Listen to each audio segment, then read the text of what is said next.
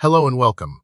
Today we're diving deep into a surprisingly common condition, Eustachian tube dysfunction, or ETD. While it might sound complicated, understanding ETD is key to recognizing its symptoms and getting the right treatment. So, let's embark on this journey to demystify this often overlooked ear problem.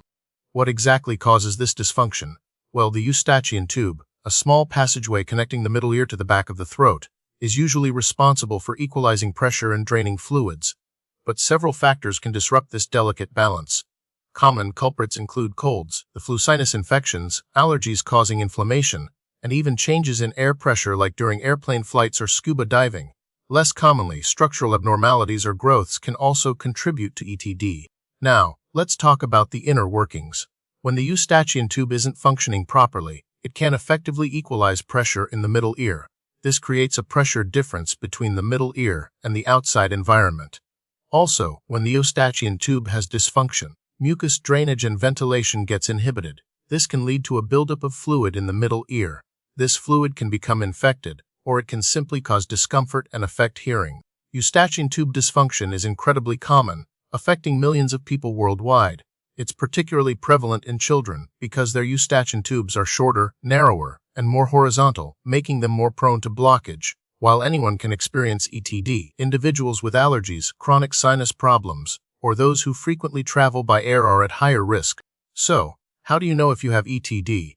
The symptoms can vary but often include a feeling of fullness or pressure in the ear, muffled hearing, ear pain, popping or clicking sounds in the ear, dizziness, and even balance problems.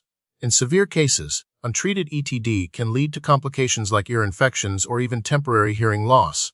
If you experience any of these symptoms, especially after a cold or flight, it's worth investigating. Diagnosing ETD typically involves a physical examination by a doctor, often an otolaryngologist, an ear, nose, and throat specialist. The doctor will examine your ear canal and eardrum. They might also use a tympanometry test, which measures the movement of the eardrum in response to changes in air pressure.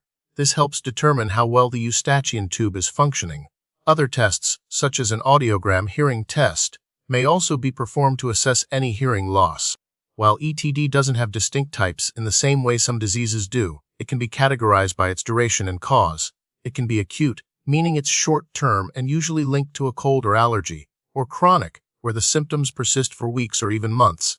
Furthermore, it can be categorized by whether it is obstructive or patulous, an uncommon variation where the Eustachian tube remains abnormally open. The good news is that ETD is often manageable.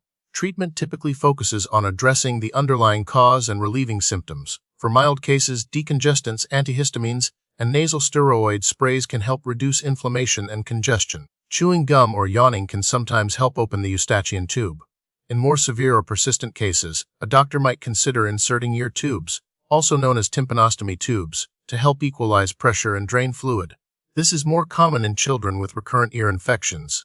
Preventing ETD involves addressing the risk factors. Managing allergies and treating sinus infections promptly can help. During air travel, try chewing gum, swallowing frequently, or using special earplugs designed to equalize pressure. For infants, feeding during takeoff and landing can help. Avoiding exposure to irritants like smoke can also contribute to healthy Eustachian tube function. In most cases, the prognosis for ETD is excellent. With proper treatment and management, symptoms usually resolve. Recent research is focusing on developing more effective and targeted therapies for chronic ETD, including innovative surgical techniques and medications. The field is constantly evolving, offering hope for improved outcomes and a better quality of life for those affected by this common condition.